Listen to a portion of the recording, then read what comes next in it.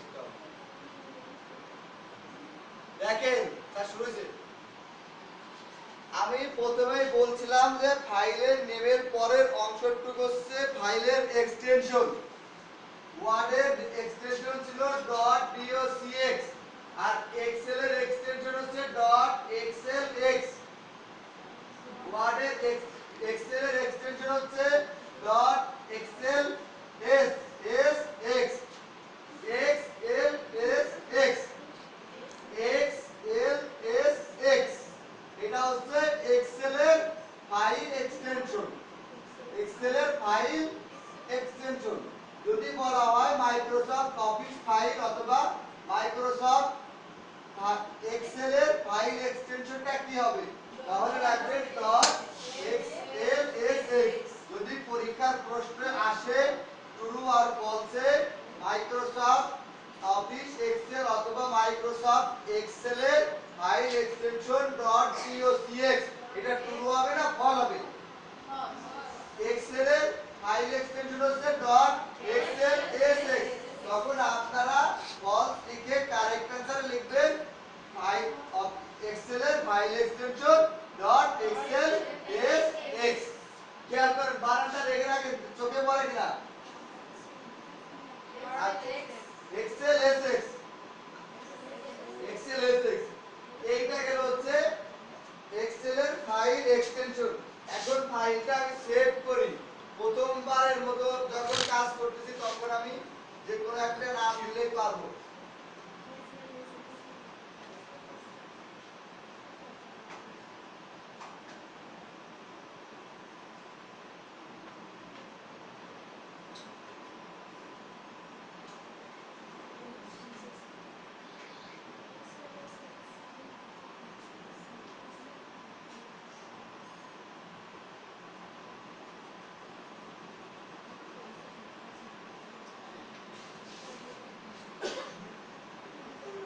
আপনি যখন প্রথমে ফাইল ওপেন করবেন তখনই ফাইলটাকে অন করবেন, ফাইলটাকে সেভ করবেন।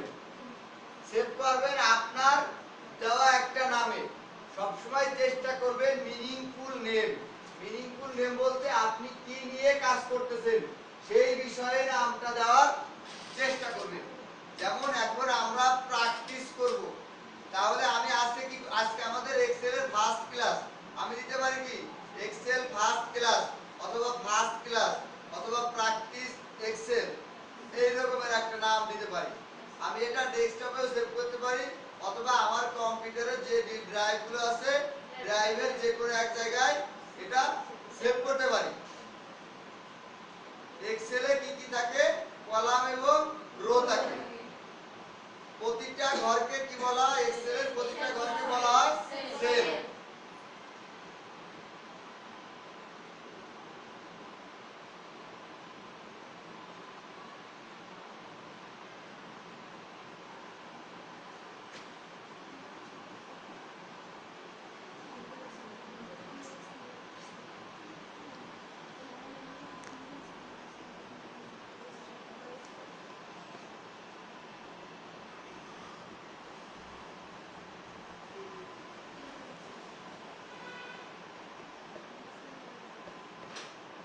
আগের বার দেখাইছিলাম ডেস্কটপে যাওয়া এটা জটিল হয়ে যায়, আমরা ড্রাইভে করি।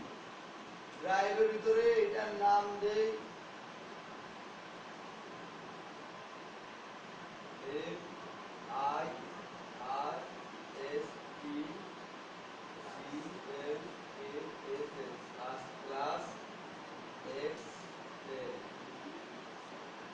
আপনারা কি কেউ এক্সেল বানানটা করতে পারবেন?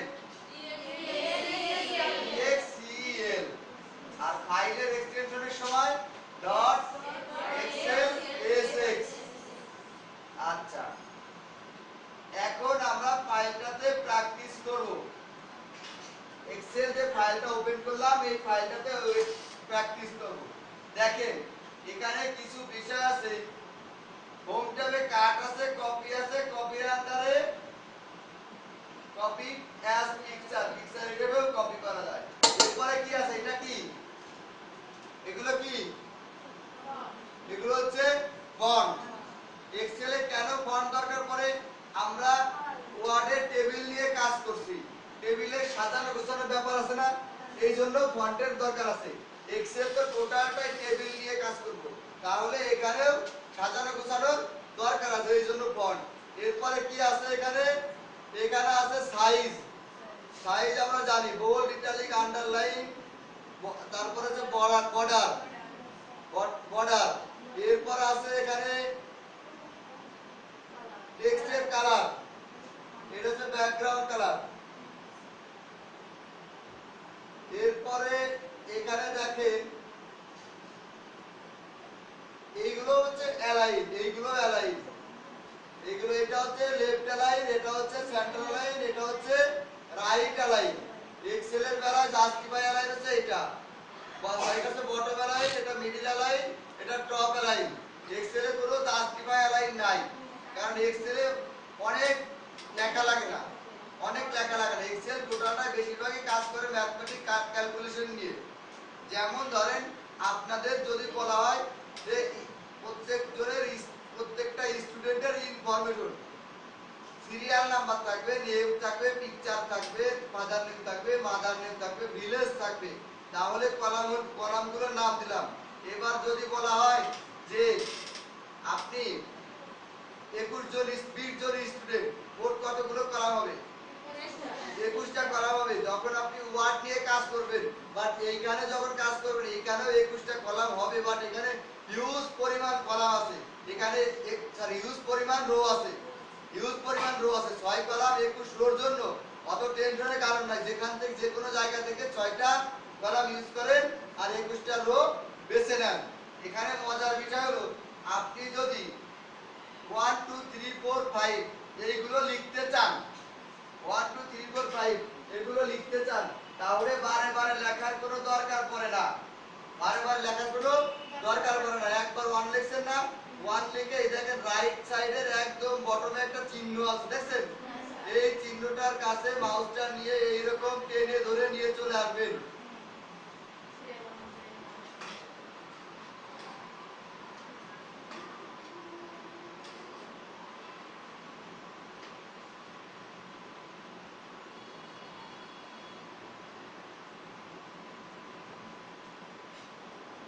দেখেন প্রত্যেকটা জায়গায় 1 কপি হয়ে গেছে। এখন যদি এইটাকে এই কর্নারে ক্লিক করে বলে দেই ফিল সিরিজ, ফিল সিরিজ, তাহলে দেখেন অটোমেটিক্যালি 1 2 3 4 5 সিরিয়াল অনুযায়ী চলে আসলো। মজার জিনিস না? অনেক মজার জিনিস। তাহলে কম্পিউটার কি ভালো লাগার জিনিস না বিরক্তিকর জিনিস? ভালো লাগার জিনিস, ভালো লাগাইতেই হয়, ভালো লাগাইতেই হয়। আমি প্রথমে ক্লাসে একটা কথা বলছিলাম, সুন্দর বলতে সুন্দরীকেই বোঝায় না, সুন্দর বলতে পরিপাটি মানুষকে বোঝায়। আপনার এক্সেল বা মাইক্রোসফট ওয়ার্ড বা কম্পিউটারের যাবতীয় কাজ সবই পরিপাটি করে করলে সুন্দর লাগে, যদি হিজিবিজি করে করেন সুন্দর লাগবে না। এখানে দেখেন আর একটা উপায় আছে, ওকে যদি বলে দেন প্রথমটাতে 1 বলেন, পরেরটাতে 2 বলেন, তাহলে দেখবেন যে এই যে আপনি আবার দুইটা ঘরে আসলেন, দুইটা ঘরকে একসঙ্গে সিলেক্ট করেন, বলে এইখানে টান দেন, এইখানে অটোমেটিক সিরিয়াল হবে, এখানে আর ভিল সিরিজ করা লাগবে না, এখানে অটোমেটিক সিরিয়াল হবে। কয়ভাবে করা যায়?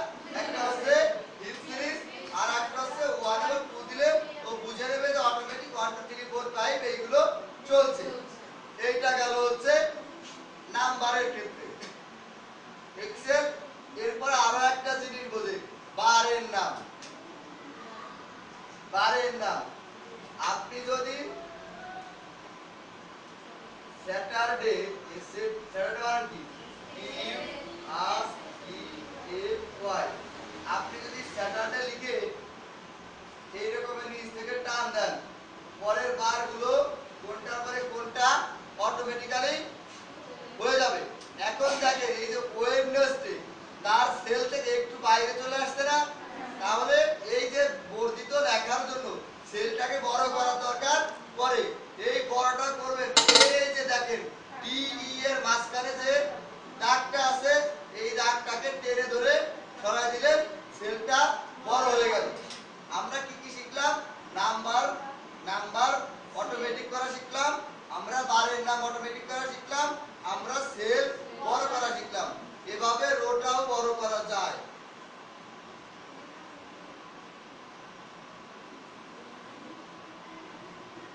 আচ্ছা যাক, পরে করতেছি এটা।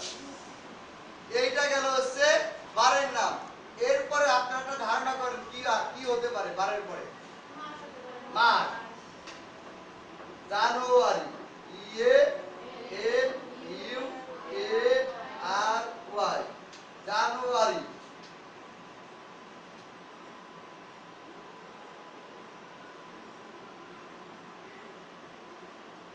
হয়েছে না? এখন এই যে সেপ্টেম্বরটা বের হয়ে গেছে, কি করতে হবে? সেলটাকে বড় করতে হবে। আপনারা যখন মোবাইল নাম্বার লিখবেন তখন মনে রাখবেন যে মোবাইল নাম্বারে কখনোই বা এক্সেলে কখনোই জিরো প্রথমে আসে না। দেখেন 0171522429 দিয়ে এন্টার চাপ দেন, জিরোটা কিন্তু আসে নাই। এই জন্য মোবাইল নাম্বার লেখার সময় কোড নাম্বারের পরে একটা হাইফেন দেন, এখন ওয়ানের আগে জিরো দেন, তাহলে দেখবেন যে লেখাটা ধরছে। তাহলে কি পাইলাম? প্রথমে জিরো, এক্সেল সাপোর্ট করে না, don't support zero in the Excel, don't support zero in the Excel. First letter in a number, first letter, don't support zero, excel, first letter in a number। কে বুঝতে পারেন নাই যতটুকু পড়াইছি? কে বুঝতে পারেন নাই? আপনারা পরীক্ষা নিলে পারেন না ভালো, আবার কেউ দেখি যে খুব ভালো পারতেছেন, যা আগে একদম পারতেন না। এটার কারণ কি? প্র্যাকটিস বলে না, মনোযোগী। অমনোযোগী আর মনোযোগীর একটা বিষয় আছে। যেমন ধরেন টুম্পি আজকে খুব ভালো করছে, আজকে 10 পাইছেন কে? একটু হাত করেন তো। 10 পাইছেন এরা। আচ্ছা, 9 9.5 পাইছেন কে? আচ্ছা, এই যে 10 9 পাচ্ছেন বা 9.5 পাচ্ছেন, নিশ্চয়ই তাদের একটু মনোযোগ ছিল গতকালকে ক্লাসে। এই যে আজকে যা পড়াবো, আজকে কিন্তু অনেক জটিল জিনিস পড়াবো, কিন্তু অনেক মজার। এই বিশ্বাস করেন হেভি মজার। কালকে যখন পরীক্ষা নিব, না পারলে মেজাজটা কার গরম হবে?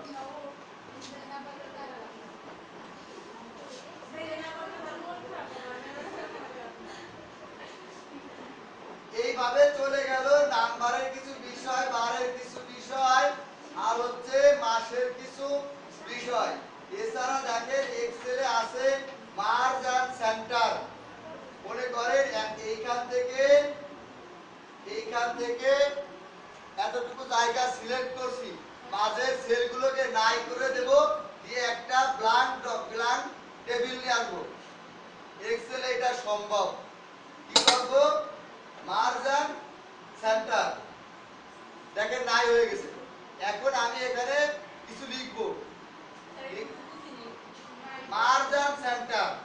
এক্সেলের কলামগুলোকে ব্রাশ করে দিলাম, কিছুটা জায়গা সিলেক্ট করলাম, সিলেক্ট করে এই যে এটা একটা টেবিল না, কয়টা কলাম আছে? 1 2 3 4 5 6। রো আছে কয়টা? 1 2 3 4 5 6 7 8 9 10। 6 কলাম 10 রো আছে। এইটাকে আমি এক কলাম এক রো করে দেব, এক কলাম এক রো করে দেব। এর জন্য দরকার পড়ে মার্জান সেন্টার। এখন এইটার চারো সাইডে বর্ডার দিব। এই যে বর্ডারে চলে আসি, বর্ডার দেব কোনটা? আউটসাইড বর্ডার অথবা thick box border. Thick box border দিলে একটা বর্ডার হয়ে গেল। এখন আমি এখানে কিছু লিখব। আচ্ছা, আবার বলি,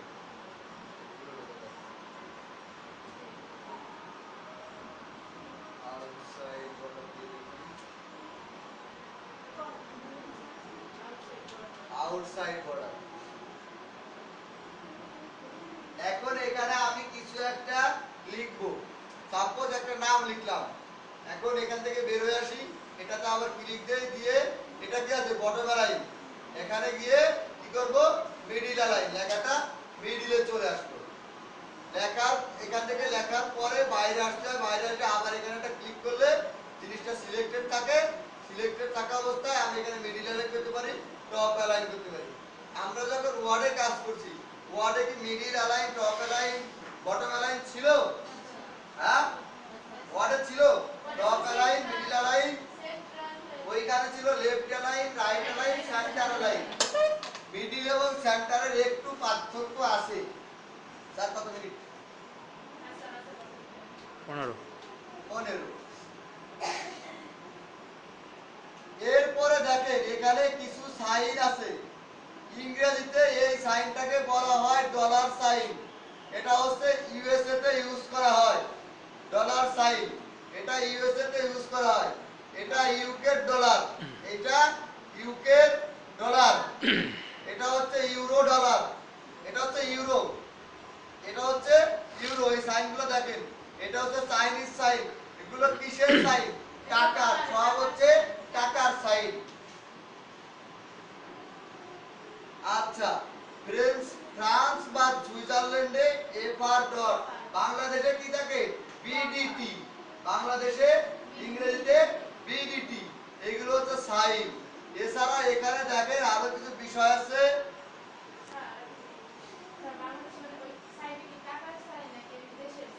বাংলাদেশে ইংরেজিতে টাকাকে বলা হয় বিডিটি। বলি যে 10,000 বিডিটি মানে 10,000 টাকা, বাংলাদেশি টাকা। আচ্ছা, এখানে দেখেন পার্সেন্টেজ আছে, ফাংশন আছে। প্রতিটা ক্ষেত্রে দুই নামটা আসছে কি কারণে? আমি দুইয়ের জায়গায় কাজটা করতেছি। দুইয়ের যে বক্সটা ছিল ওই বক্সে কাজ করতেছি। কারেন্সি আছে, কারেন্সি কিন্তু টাকা, পয়সা। অ্যাকাউন্টিংও টাকা নিয়ে লেনদেন। ডেট আছে, ডেট তো বুঝেন। আচ্ছা, এগুলো হচ্ছে ফাংশন, এগুলো হচ্ছে জেনারেল টার্ম। এরপরে দেখেন এই সাইডে আছে কিছু function, sum function, average function, count number, maximum, minimum. Sum function দিয়ে হচ্ছে যোগ করা হয়। সাম ফাংশন দিয়ে যোগ করা হয়।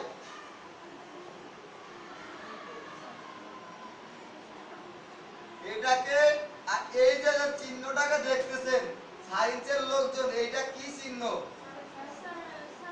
সামেশন। সামেশন অর্থাৎ একটা সামারি নির্ণয় করতে হবে। সামারিতে যোগ বিয়োগ সবই থাকে, এটাকে বলা হয় সামেশন। এরপর আছে কি? এভারেজ। এভারেজটা কি? গড় নির্ণয়।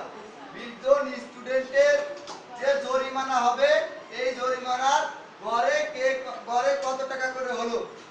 জরিমানার কথা ভুলে গেছেন আপনারা, আমি ভুলি নাই। ম্যানেজার আজকে আপনার কাছ থেকে জরিমানার টাকা নেবে। আচ্ছা, না না না, মাফ করতে চান না sir. Count number. Sir manager দিতে পারবে, সমস্যা নাই, কারণ ম্যানেজার তো ইনকাম করে, সমস্যা নাই। কাউন্ট নাম্বার এটা হচ্ছে যে আপনি কতগুলো সেল নিয়ে কাজ করতেছেন, কতগুলো সেল আছে। মনে করেন এই যে E2 থেকে E19 পর্যন্ত কতগুলো সেল আছে। সাপোজ ও তখন বলে দিবে যে এতগুলো সেল আছে, এটা হচ্ছে কাউন্ট নাম্বার। ম্যাক্সিমাম আর মিনিমাম, মনে করেন এক সঙ্গে 20টা কলামে অথবা 20টা রোতে নাম্বার আছে। 10,000, 20,000, 30,000, 10, 20, 30, 40, 50, 60, 70, 80, 90, 100, অথবা 10, 20, 30, 40, 50, 60, 70, 80, 90, 100। আচ্ছা, এইটা হচ্ছে এইবার ম্যাক্সিমাম দিয়ে ক্যালকুলেশন হবে। ম্যাক্সিমাম ফাংশন দিয়ে কি করবে? সর্বোচ্চ নাম্বারটা বের করবে। আর মিনিমাম হচ্ছে সর্বনিম্ন নাম্বারটা বের করবে। এই পাঁচটা ফাংশনের নরমাল কাজ হচ্ছে এইটা। আর কত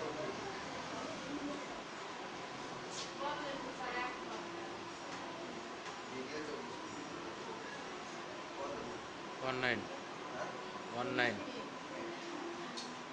এখন আসি ছোটখাটো কিছু বিষয় দেখেন আপনারা। এই যে যে সেল নাম্বার, এই সেল নাম্বারটা কত বলতে পারবেন কেউ? প্রথমে কলামের নাম, কলামটা দেখবেন, তারপরে নাম্বার দেখবেন।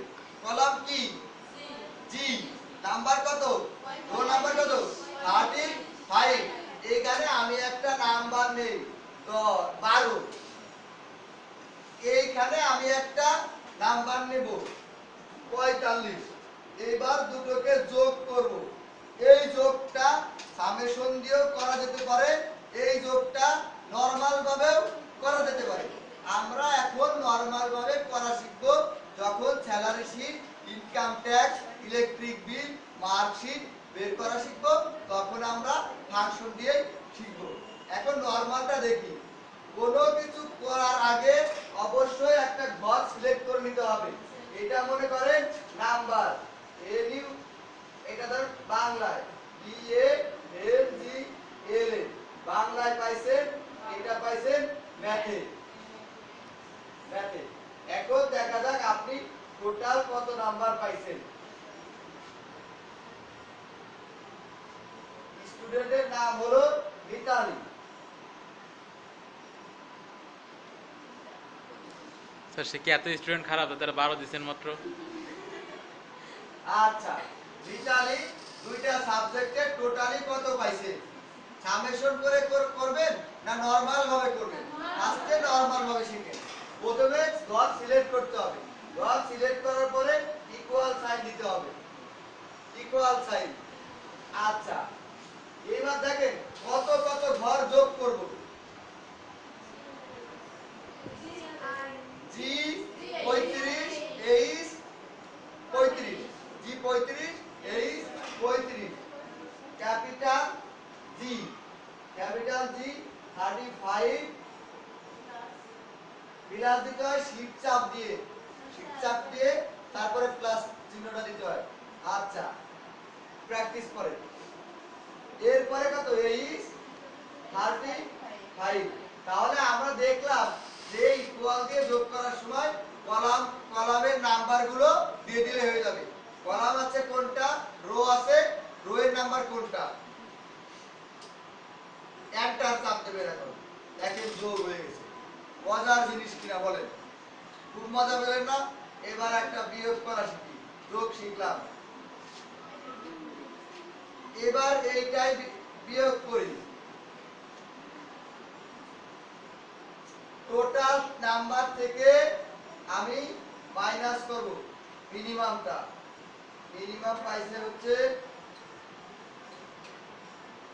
10 তাহলে সাব টোটাল কত এস ইউ বি ই ও ই এ এল এগুলো সব বোঝার জিনিস মুখস্থ করলে কিচ্ছু হবে না আমি টোটাল থেকে মিনিমামটা বাদ দিব তাহলে কি করব দুই বলো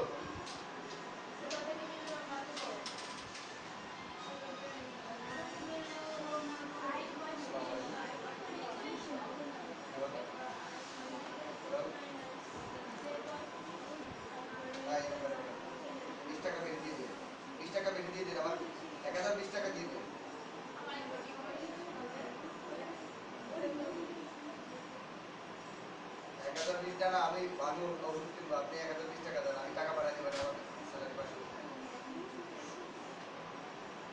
ও আমি বাড়ি পাঠাতে পারি আমার ওষুধ কিনতে হবে আমার ইমার্জেন্সি ওষুধ কিনতে হবে আপনি আমার 1020 টাকা পাঠান আমি পাঠাতে পারি তাড়াতাড়ি পাঠান